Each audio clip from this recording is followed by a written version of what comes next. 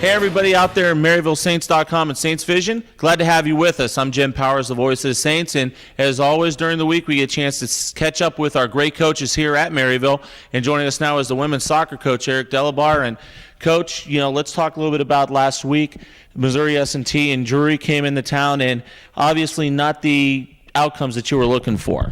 We didn't get the results we were looking for, but we played very well against S&T. I think we had a majority of the play. We just struggled finding the back of the net, and we ended up losing 2-1. But I mean, they had 3 chances, scored on 2. We had 22 chances and scored on 1 of ours. So we're doing a lot of good things. We're just not. We just got to get over that hump. So we got to keep working. We'll keep pushing. And that's the one thing too that you've noticed, and we've talked about this over the last couple of weeks, is it's just getting that breakthrough. It's getting that one thing, because you're getting a lot of the 50-50 balls. You're starting to get some good looks at the net. They're just not finding the back of the net right now. Yeah, I mean, the goalies against us they have their best games against us. We're hitting crossbars, we're hitting goalposts, and it's just one of those things where it's we were doing some shooting at practice last night, and the girls are saying they hit the goalposts. I said, typical Maryville. And I said, you can't think like that. You just can't think like that. We just got to get over that. We got to get through it. And we got to finish when we have the opportunities. Talk a little bit about a couple young ladies that have really stepped up during some of the games coming off the bench, and now you're, during practices, now you're going to look at getting them some more playing time. Yeah, we got a couple young girls. Tara Bruns is a sophomore from Kirkwood High School who started on Friday, played very well, and played about half the game on Sunday. So she's going to get another start on Friday at wingback against a tough Rockhurst team. And Tara does a lot of nice things. She's a very offensive wing defender who can go forward, who can help us out, and is a very, for as small as she's, a very tough player as well.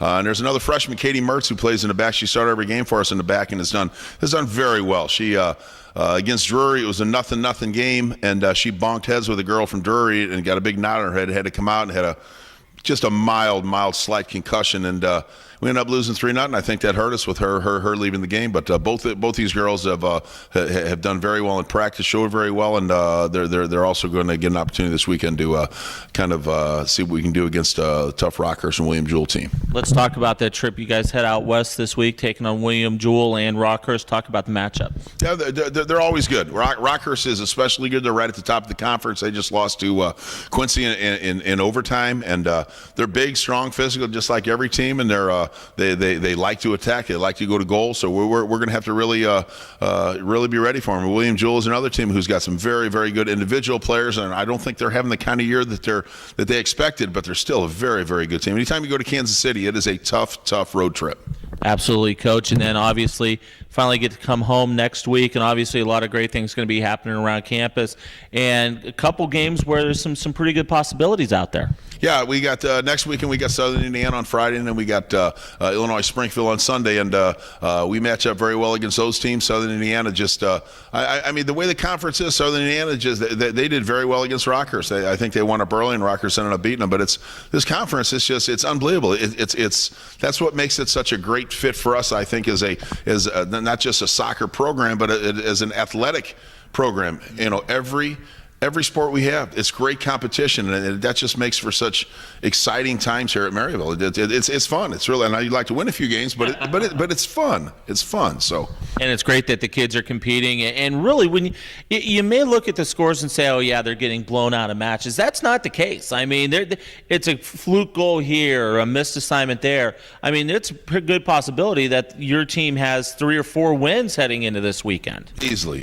My friends ask me all the time, "Hey, how's your team doing?" I said, well, we haven't won a game, but we're playing really well. And they go, okay, whatever. And I go, no, we're playing really well. And now it's my job to get that through the girls and get that message across and have them understand. I think they do that understanding, but it's just getting it done on the field, and that's what we have to do.